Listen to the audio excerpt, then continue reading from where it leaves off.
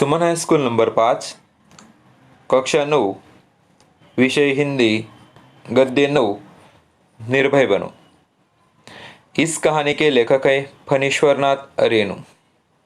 विद्यार्थी मित्रों हो, आज हम निर्भय बनो यानी निडर बनने के लिए कौन कौन से गुण हमारे अंदर होने चाहिए, निर्भय कैसे बनना चाहिए, निडर कैसे बनना चाहिए, उसका उदाहरण इस कहानी के माध्यम से हम देखेंगे। निर्भय बनो इस कहानी के लेखक है फणीश्वरनाथ रेणु। फणीश्वरनाथ रेणु का जन्म सन 1921 तथा निधन 1971 में हुआ था। प्रसिद्ध आंचलिक कथाकार रेणु का जन्म बिहार में वर्तमान बिहार के पूर्णिया जिले के औराही हिंगना गांव में हुआ था। उनकी शिक्षा दीक्षा उनके गांव विराटनगर यानी नेपाल तथा वाराणसी में हुई। उन्होंने भारत तथा नेपाल के स्वाधीनता आंदोलनों में सक्रिय भाग लिया तथा कारावास भोगा था। कुछ समय तक उन्होंने आकाशवाणी पटना में कार्य किया। अपने पहले उपन्यास महिला आंचल में के प्रकाशन के साथ ही वे विख्यात हो गए। उनका जो पहला उपन्यास था महिला आंचल, उस महिला आंचल से ही वह बहुत ही प्रसिद्ध हो गए। उसके पहले वे कहानीकार तथा रिपोर्टाज लेखक के रूप में साहित्य जगत में सुपरिचित हो चुके थे। रेणु जी की रचनाओं में उनका जीवन अनुभव बहुत ही स्पष्ट रूप से हमें दिखाई देता है।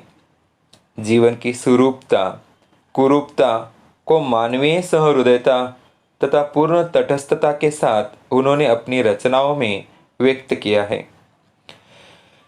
उनकी भाषा में लोक बोलियों के शब्दों का प्रयोग ध्यानाकर्षक करता है। भाषा में ताजगी और नयापन हमें देखने को मिलता है। हम उनके जो लेखन संग्रह है उनमें उपन्यासों में महिला आंचल, परती परिकथा, जुलूस, पलटू बाबू रोड, कितने चौराहे आदि उपन्यास हमें देखने को मिलते हैं। कितने चौराहे ये जो उपन्यास है उनका, इस उपन्यास का जो 7वां प्रकरण है उस 7वां प्रकरण का एक अंश निर्भय बनो ये लिया गया है। उनकी कहानी संग्रह है ठुमरी, अग्निखोर, एक आदिम रात्रि की महक, ये उनकी कहानी संग्रह है। भारत सरकार ने उन्हें पद्मश्री की उपाधि से सम्मानित किया है। कितने चौराहे फणीश्वरनाथ रेणु का जो उपन्यास है वह बहुत ही प्रसिद्ध ऐसा उपन्यास है। इस उपन्यास में जो छोटे बच्चे हैं, बालक हैं, किशोर हैं, उनके जीवन की जयगान करना उनका उपन्यास का एक महत्वपूर्ण अंश हमें दिखाई देता है। विद्यार्थी जीवन में मानवीय सामाजिक मूल्यों के प्रति कथानायक मनमोहन का कैसे झुकाव होता है, इस अंश में उसका चित्रण किया गया है। निर्भयता बहुत बड़ा गुण है। बचपन से ही इस गुण का विकास होना चाहिए। लेखक के उपन्यास कितने चौराहे से लिए गए इस अंश के सभी पात्र नवयुवक है।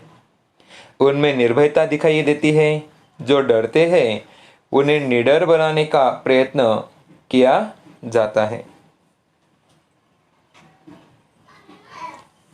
हम पाठ की ओर चलते हैं। प्रियोदा, प्रियोदा यानी प्रियव्रत राय। प्रियव्रत राय जो है वह मैट्रिक में पढ़ता है। एक लड़के का नाम है जो मैट्रिक कक्षा में 10वीं कक्षा में पढ़ता है। स्कूल के सभी लड़के और मास्टर उसको प्यार करते हैं। स्कूल ही नहीं, उस छोटे से कस्बे में उसको प्राय सभी जानते हैं। यानी उस लड़के को सब जानते हुए हमें दिखाई देते हैं, क्योंकि बहुत ही होशियार ऐसा ये विद्यार्थी है, लोकप्रिय विद्यार्थी है। इसीलिए सभी लोग, ये सभी शिक्षक उसे बहुत ही प्यार करते हैं।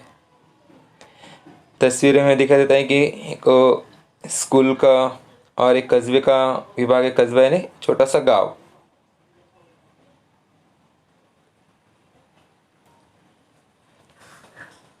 हर रविवार की सुबह बगल में झोली लटकाकर सन्यासी आश्रम के लिए मुठिया वसूलने निकलता है। प्रियोदा जो है, रविवार की सुबह जब छुट्टी होती है उस दिन मुट्ठी भर अनाज के लिए, यानी मुट्ठी भर अनाज वह किसके लिए जमा करता है? सन्यासी आश्रम के लिए, जरूरतमंद व्यक्तियों के लिए वह अनाज जमा करता है, मुठिया वसूलने में निकलता है। कभी अकेला जाता है तो कभी साथियों के साथ। स्कूल का कोई छात्र या शिक्षक बीमार पड़ा कि प्रियोदा अपनी टोली के साथ उसके घर पर हाजिर। जब तक रोगी भला चंगा न हो जाए उसका दल सेवा में जुटा रहता है।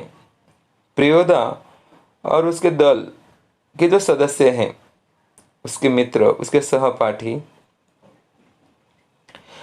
वह मुठिया वसूलने उसके साथ जाते हैं। कभी कभी बीमार की सेवा करते हैं, या छात्र या कोई शिक्षक बीमार पड़ा, जब तक वो अच्छे न हो जाते तब तक उनकी वो सेवा करते रहते थे। ये उनका दल का एक कार्य था।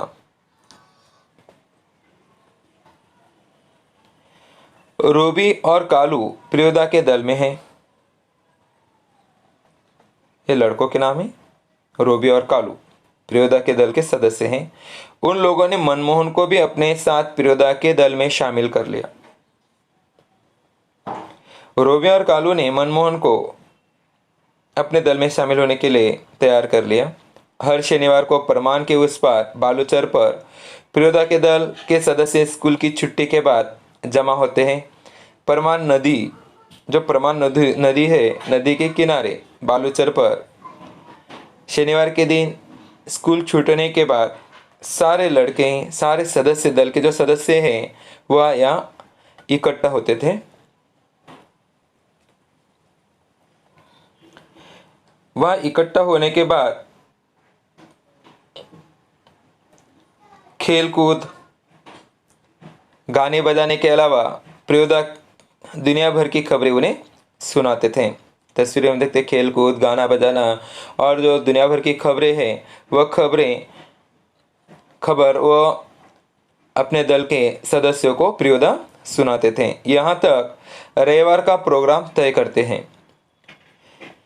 किस मोहल्ले में कौन जाएगा मुठिया वसूलने। इन्हें शनिवार के दिन इकट्ठा होने के बाद वह अगले दिन रविवार के दिन कौन कौन सी विभाग में, कौन कौन सी एरिया में कौन कौन जाएगा मुठिया वसूलने के लिए, ये तय करते थे। किस बीमार की सेवा करने कौन कौन जाएंगे, बीमार की सेवा करने के लिए और मुठिया वसूलने के लिए कौन जाएगा, ये सब वो शनिवार के दिन परमान नदी के किनारे बालूचर पर तय करते थे। उस दिन मनमोहन का परिचय देते हुए कालू ने कहा था, प्रियोदा, ये मोना यानी मनमोहन खूब तेज लड़का है, क्लब का सदस्य होना चाहता है। ये हमारे दल में, हमारे क्लब में आना चाहता है।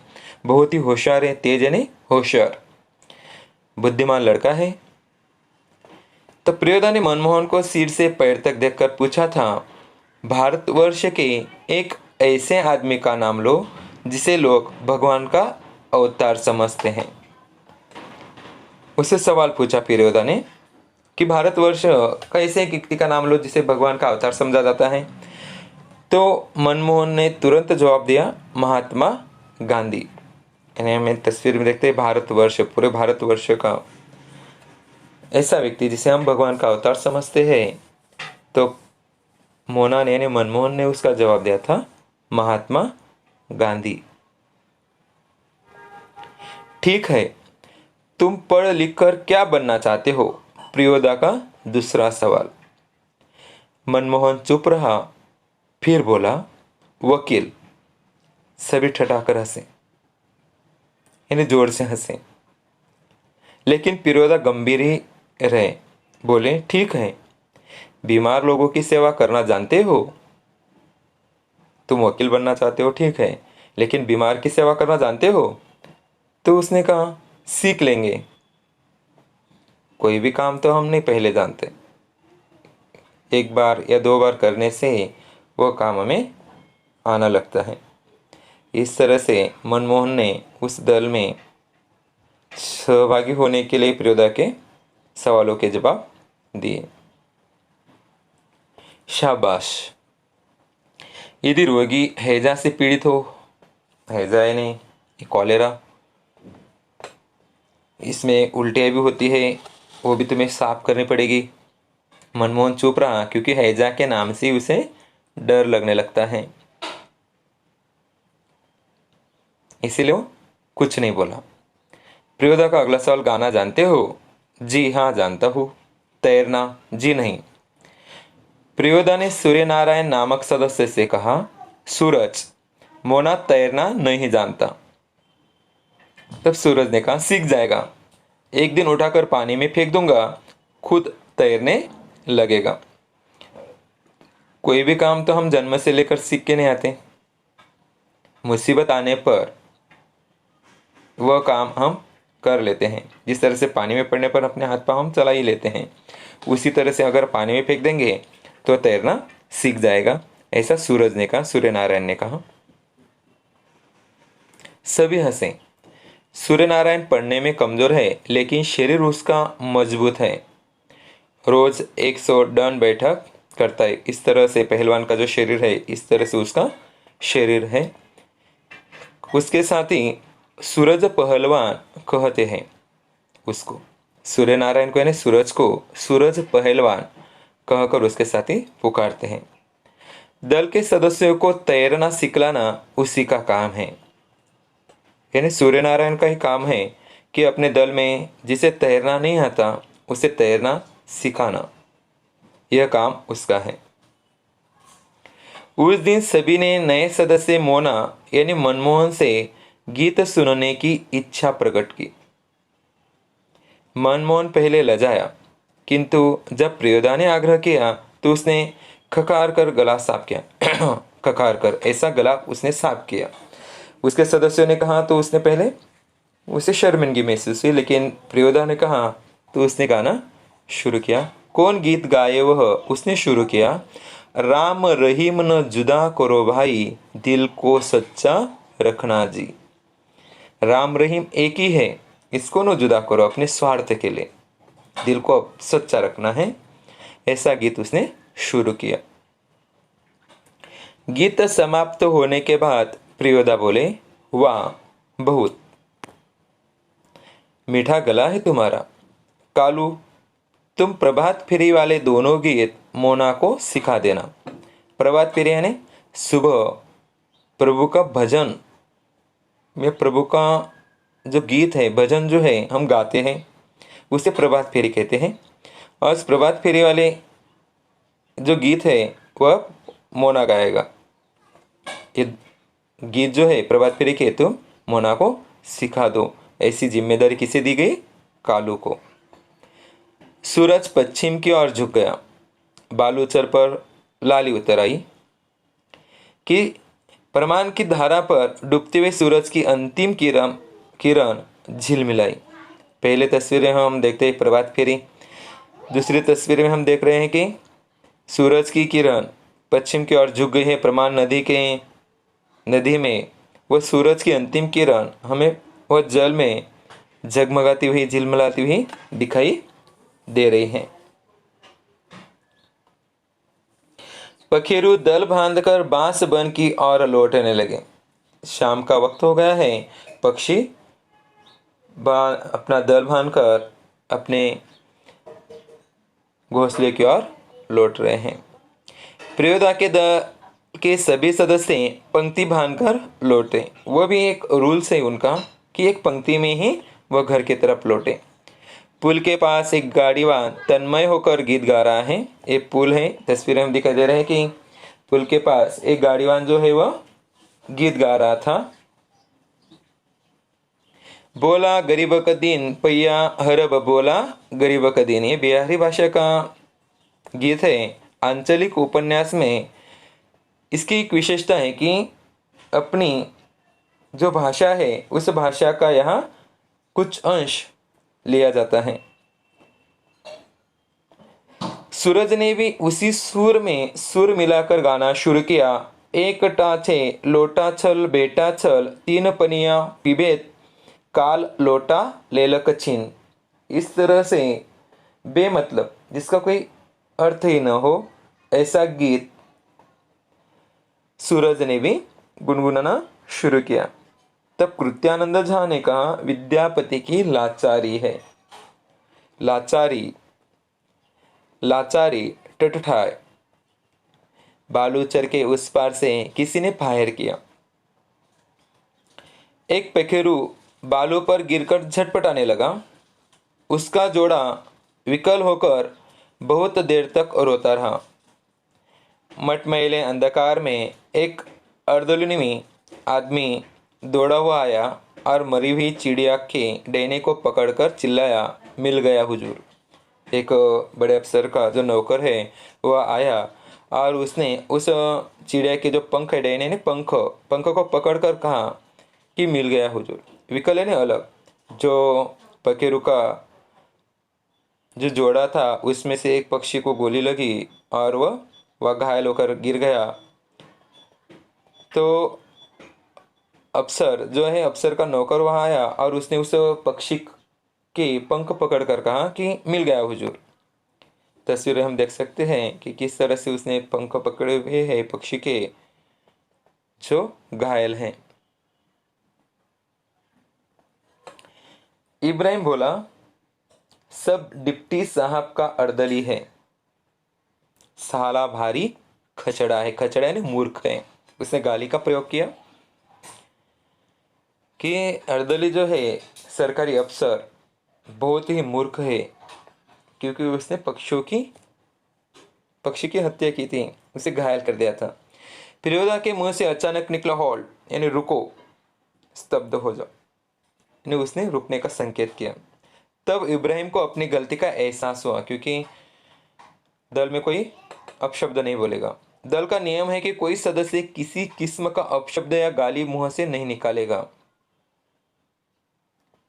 लेकिन इब्राहिम ने यह खचड़ा, साला भारी खचड़ा है, ऐसे शब्दों का प्रयोग किया है। इसलिए प्रियोदा ने उसे रुकने के लिए कहा।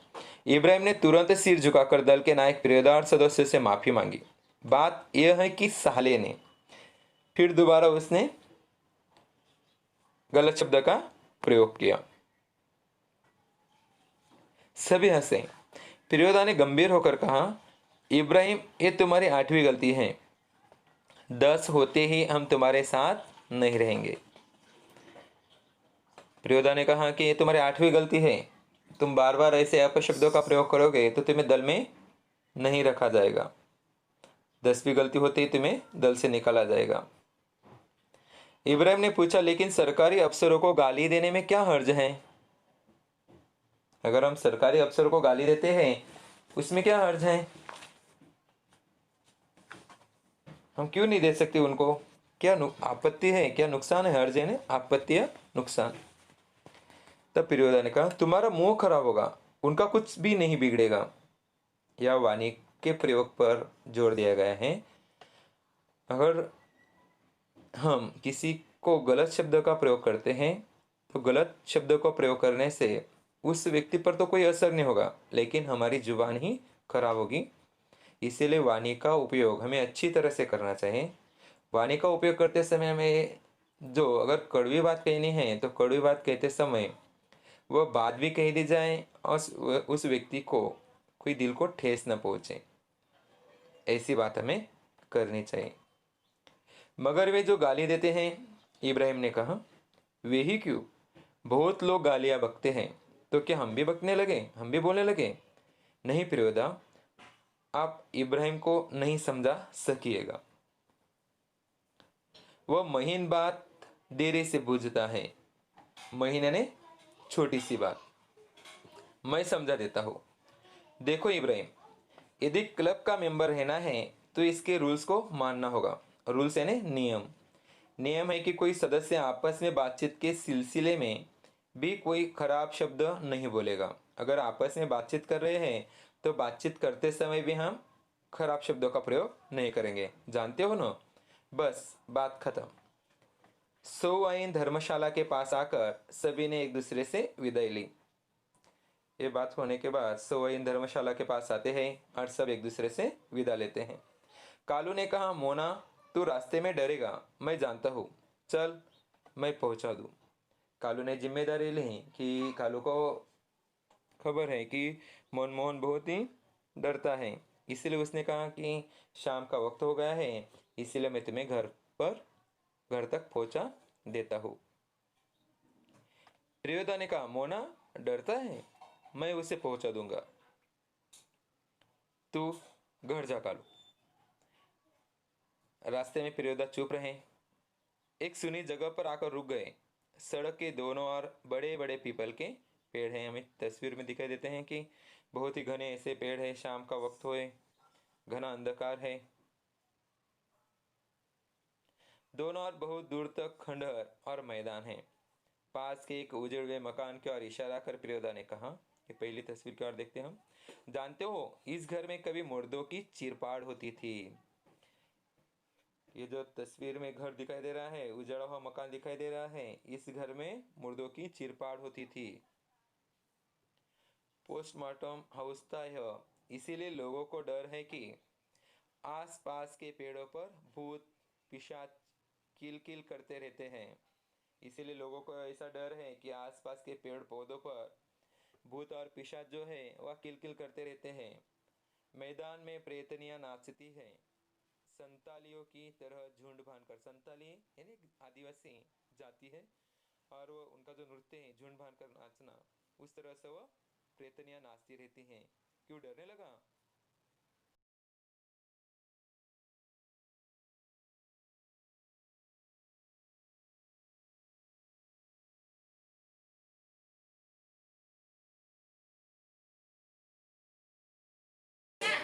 तुम्हारी उम्र में मैं भी डरता था। मेरे गुरु महाजन ने मुझसे हंसकर कहा कि 10 का काम करने वाला तो खुद भूत होता है। 10 का काम यानी मेहनत का काम। अगर जो मेहनत से काम करता है तो खुद भूत होता है, उसको भूत क्या कर सकता है। चलो शुरू करो तो वह गाना राम रहीम न, जो प्रभात फेरी के लिए प्रियोदा ने उसे कहा था, वह गाना मनमोहन को गाने के लिए प्रियोदा कह रहे हैं। मनमोहन गाने लगा, राम रहीम ना जुदा करो भाई, दिल को सच्चा रखना जी। इस तरह से मनमोहन के मन के अंदर जो डर था, वह डर प्रियोदा ने दूर करने का प्रयास किया है।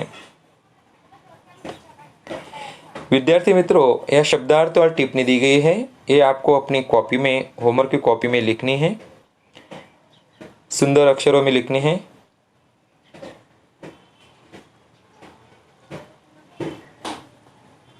यहाँ मुहावरे दिए गए हैं, उन मुहावरे का अर्थ भी लिखना है और आपको वाक्यों में प्रयोग करना है। जितनी भी कहानियाँ आज तक हमने देखी, उन सब कहानियों के मुहावरे हमें व्याकरण की कॉपी में लिखनी है और उसका वाक्य में प्रयोग भी करना है। विद्यार्थी मित्रों, ये स्वाध्याय दिया गया है। इस स्वाध्याय के प्रश्न आपको कहानी अच्छी तरह से समझ में आई होगी, ऐसी मैं आशा रखता हूँ। आपको इस कहानियों के जो सवाल दिए गए हैं, उस सवालों को अच्छी तरह से जवाब लिखने हैं। ये 2-3 वाक्यों में उत्तर।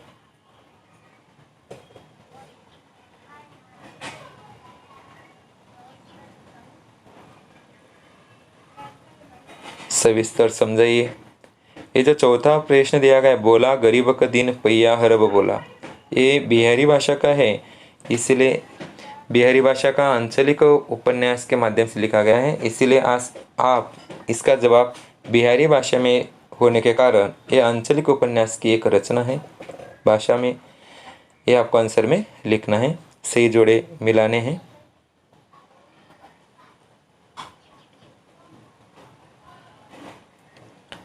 धन्यवाद विद्यार्थी मित्रों।